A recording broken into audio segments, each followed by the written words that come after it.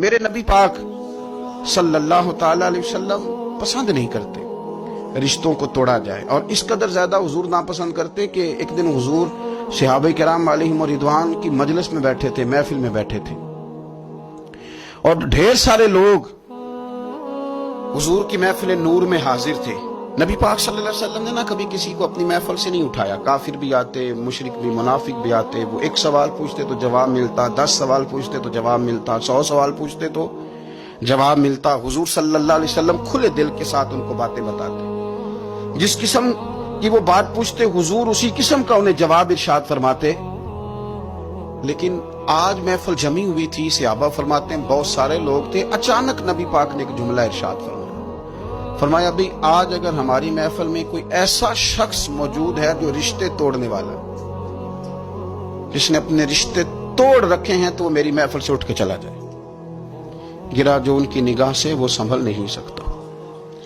اگر کسی نے رشتے توڑے ہوئے جان بوجھ کے بغیر کسی شرعی وجہ اٹھ کے چلا جائے، اس محفل میں نہ بیٹھے، اتنی بڑی بات۔ صحابہ کہتے ہیں کہ اتنا بڑا جملہ بڑا کم سننے میں ملا، اٹھ کے چلے جاؤ۔ اگر کسی شخص نے اپنے رشتے توڑے ہوئے، اب وہ لوگ نہیں تھے جو یہ کہیں کہ پہلے ہماری بھی تو سنیں نا، ہم آپ کو بتائیں گے رشتہ داروں نے ظلم کتنا کیا ہے، ان کی زیادتیاں کتنی ہیں، ہم آپ کو لسٹ دکھاتے ہیں جس میں ہم نے ان کے گناہ لکھے ہوئے ہیں، ہمارے پاس وہ رجسٹر موجود ہے جس میں ہم نے 1 2 3 4 صفحے بھر دی ہیں ان کے ظلم، اب ہم سے سنیں تو صحیح۔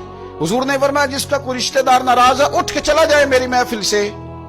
ایک نوجوان اٹھ کے گیا اور اس نے بھی جا کے بحث کوئی نہیں کی، کہتے میری خالہ ناراض تھی، جیسے بھی مجھ سے ہو سکا نا میں نے خالہ کو راضی کیا۔ کیوں؟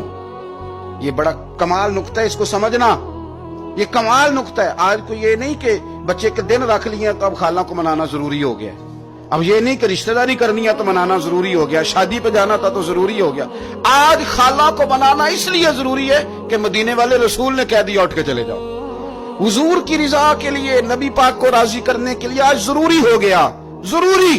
کریم نے فرمایا جس کا کوئی رشتہ دار ناراض ہے اٹھ کے چلا جائے، کہتے ہیں جیسے بھی مجھ سے ہو سکا، جس طرح۔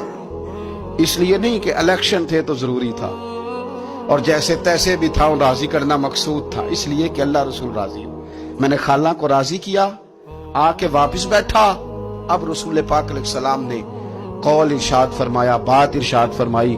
حضور صلی اللہ تعالی علیہ وسلم نے فرمایا سنو بھائی، اس قوم پر رحمت نازل نہیں ہوتی جس میں کوئی رشتے توڑنے والا موجود۔